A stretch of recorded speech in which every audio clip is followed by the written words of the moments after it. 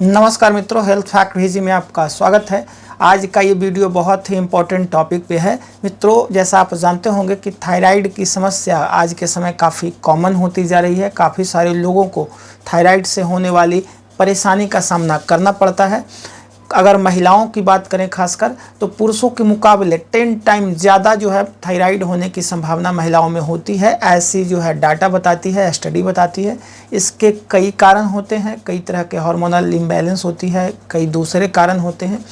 लेकिन अगर बात करें कि क्यों इतनी हो रही है और दूसरी कि क्या अपने डाइट में सुधार करें, क्या खान पान में सुधार करके आप इससे राहत पा सकते हैं, थायराइड के सिम्टम से आप बच सकते हैं, तो आज के इस वीडियो में इन सारी बातों को हम लोग जानेंगे। क्योंकि ऐसा कई बार होता है कि सिर्फ गलत खान पान की वजह से, गलत जो है लाइफ स्टाइल की वजह से थायराइड की समस्या बढ़ जाती है। और जिन लोगों को थायराइड की समस्या एक बार हो गई तो वैसे लोगों को काफ़ी लंबे समय तक दवाई खानी पड़ती है। कई सारे लोग तो दवाई खाते हैं, बावजूद उसके समस्याएं बढ़ती जाती है। उसकी जो बड़ी वजह रहती है कि खान पान में असावधानी, दिनचर्या में असावधानी। तो आज के इस वीडियो में ऐसे 3-4 जो है फूड्स के बारे में हम लोग जानेंगे कि किन लोगों को खानी चाहिए, किन लोगों को नहीं खानी चाहिए।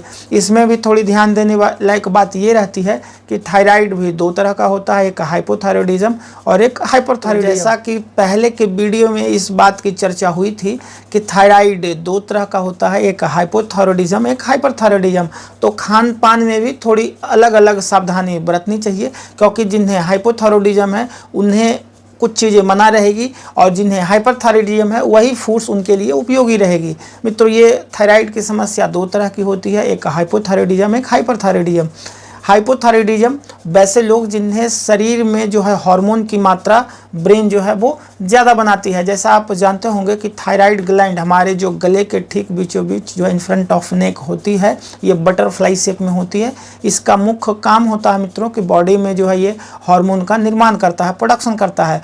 उस हार्मोन के वजह से ही हमारा शरीर जो है पूरा नॉर्मल फंक्शन करता है। कई सारे बॉडी के ऑर्गन जो है वो उसी हार्मोन की वजह से जो है नॉर्मल काम करता है। ये ब्रेन से जो है कंट्रोल होता है, ब्रेन के निर्देशानुसार ही ये हार्मोन का निर्माण करता है पिट्यूटरी ग्लैंड के माध्यम से। लेकिन ऐसा कई बार होता है कि किसी के बॉडी में ये हार्मोन ज़्यादा बनाने लगता है और किसी के बॉडी में ये जो है हार्मोन कम बनाता है। तो यही जिस किसी के बॉडी में हार्मोन ज़्यादा बनने लगता है उसे हाइपरथायरॉयडिज्म कहते हैं, और वैसे व्यक्ति जिन्हें के शरीर में ज़रूरत से कम हार्मोन बनता है उसे हाइपोथायरॉयडिज्म कहते हैं। तो ये थायराइड की समस्या 2 तरह की होती है मित्रों, हाइपोथायरॉयडिज्म और हाइपरथायरॉयडिज्म। तो इसकी जाँच की बात करें तो उसमें मुख्यतः 3 कंपोनेंट की जांच होती है। पहला TSH है, दूसरा T3 और तीसरा T4 है। वैसे लोग जिनकी बॉडी में T3 T4 की मात्रा कम है, यानी कि उनके बॉडी में हार्मोन कम बन रहा है, यानी उन्हें हाइपोथायरॉयडिज्म है, वैसे लोगों में TSH ज़्यादा रहेगा, T3 T4 कम रहेगी।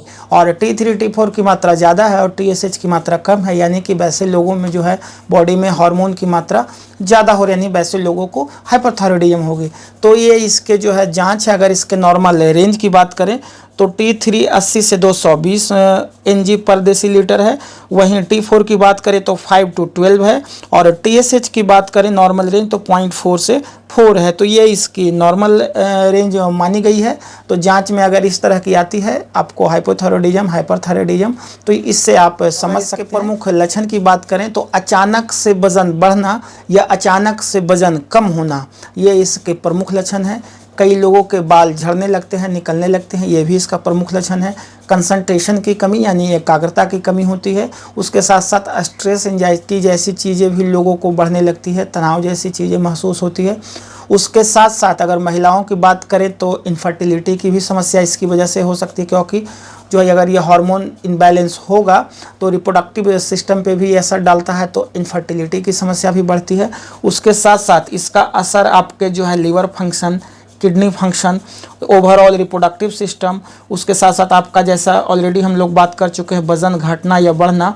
उसके साथ साथ महिलाओं की बात करें तो पीरियड्स भी जो है इम्बैलेंस होती है, आगे पीछे होने लगती है। उसके साथ साथ जो है आपका जो नींद की समस्या हो सकती है, हड्डी एवं जोड़ों में दर्द हो सकती है, बहुत ज़्यादा थकान हो सकती है, मेमोरी भी कम हो सकती है। कई लोगों के कोलेस्ट्रॉल भी जो है बढ़ने लगता है। उसके साथ साथ अचानक से बॉडी ठंडा होना या अचानक से बॉडी गर्म होना, ये सारी चीज़ें जो है अगर आपका थायराइड की समस्या होगी तो इसका पूरे बॉडी के कई ऑर्गन पे कंट्रोल रहता है, असर पड़ता है, तो आपको कई सारी चीज़ें दिखने लगेगी। अगर ऐसा लक्षण आपको दिखता है तो आपको इसकी जांच जरूर करानी चाहिए। तो आप जानते हैं कि खान पान में किन चीज़ों को शामिल करनी चाहिए।